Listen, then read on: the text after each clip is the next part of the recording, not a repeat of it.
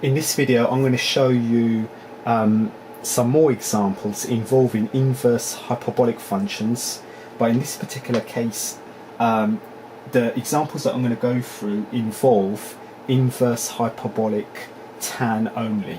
So we're going to be solving equations involving inverse hyperbolic tan only. So this method will usually work in this case. Okay, so let's take a fresh sheet of paper. So in this case, let's call this type number 2. Okay, so if you looked at one of my previous videos, okay, type number 1 was solving an equation involving a hyperbolic cos inverse and a hyperbolic sine inverse function, particularly an equation of this type, hyperbolic cos inverse ax equals hyperbolic sine inverse bx, where a and b are constant values. Okay, and in those examples, so I did a couple of examples. To solve an equation of that type, we need to use the hyperbolic identity, hyperbolic cos squared minus hyperbolic sine squared is equal to 1. Okay. However, in this example, or in this type of equation, we're going to have a hyperbolic tan inverse function only appearing in the equation. Okay, so equations involving hyperbolic tan inverse only. Okay, and to solve such equations, most likely you're going to be using a definition of hyperbolic tan inverse x. Okay, so use definition of hyperbolic tan inverse x, and remember the definition. Okay, the definition of hyperbolic tan inverse x is 1 over 2 ln 1 plus x over 1 minus x, and remember it's true when the modulus of x is less than 1. Okay, so let me show you examples of this type. So examples where we have a hyperbolic tan inverse function only appearing. Okay, so I'll call this example number 1. So question is to solve, and in part A, so I hope you can see this, we're going to be solving 2 hyperbolic tan inverse x equals ln 3. So this example has a hyperbolic tan inverse function appearing only. Yeah, so in this case, step number 1, let me call this step number 1, is to apply the definition. So as a side, remember the definition. So by using hyperbolic tan inverse x, that was 1 over 2 ln 1 plus x over 1 minus x. So if I use the definition in this equation here, I'll have 2, so 2, open a bracket, hyperbolic tan inverse x, which is 1 over 2 ln 1 plus x over 1 minus x, that's equal to ln 3 on the right hand side. Okay, now I can cancel this 2 with this 2 below, giving me ln 1 plus x over 1 minus x, that's equal to ln 3. Okay, now when solving an equation of this type, whereby you have a hyperbolic tan inverse function appearing only, okay, mostly you'll be using this result, okay, when you come to this stage. So when you come to this stage, you'll be mostly using this result, the result that if you have a term ln of something, so I'm calling that a, ln of a equals ln of another term b, okay, a is equal to b. So most likely when you come to this particular stage here, okay, it's often the case that if you have ln of something equals ln of another term, then a equals b, okay. Sometimes you might have a number in front of your ln, but you need to use a law of logarithms in order to rewrite it so that you're able to apply this result here, okay. So in step number 2, I have this particular, so I've come to this particular stage, so ln of this term equals ln of 3, so using this law, 1 plus x over 1 minus x is equal to 3 on the right hand side, okay. And now it's easy, so it's just a matter of rearrangement, okay. So if we cross multiply, 1 plus x is equal to 3 into 1 minus x.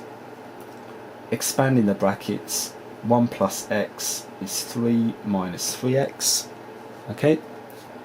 And if I move my x terms to the left hand side, x plus 3x is 4x, that's equal to 3 minus this one is 2, okay, which means that the x value is 1 over 2, okay.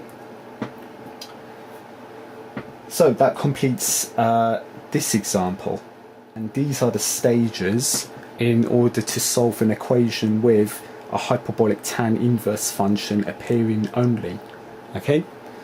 So I think another example is in order, so let me use the reverse side. Here's a part B, and let's solve this equation.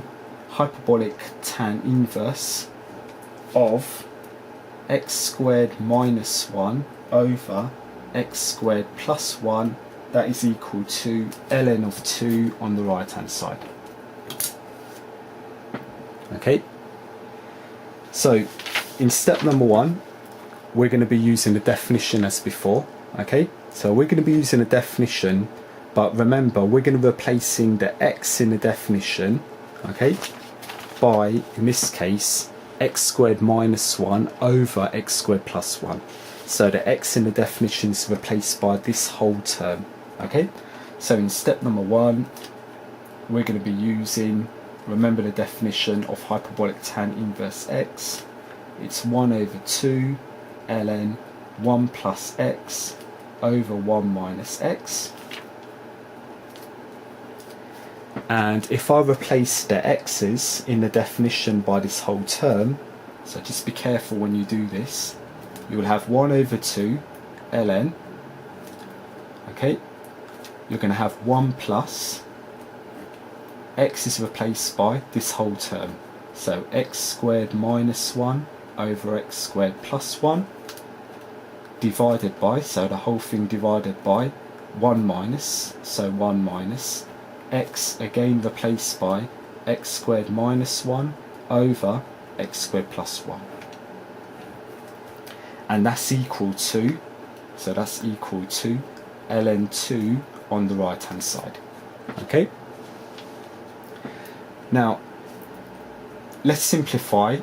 So if I simplify the left hand side in particular, okay, so if we observe, so if I take this red pen, if we observe this whole term in the numerator, now if I take a common denominator, so just observing that term highlighted in red, if I take a common denominator of x squared plus 1, okay, so on top we're going to have x squared plus 1 plus x squared minus 1, okay, so that is the term that I've simplified, highlighted in red, okay, so that's a simplification of that top term, divided by, okay, and if I do the same, so if I do the same with this term highlighted in green, so if I take a common denominator, so observing, so to keep your eyes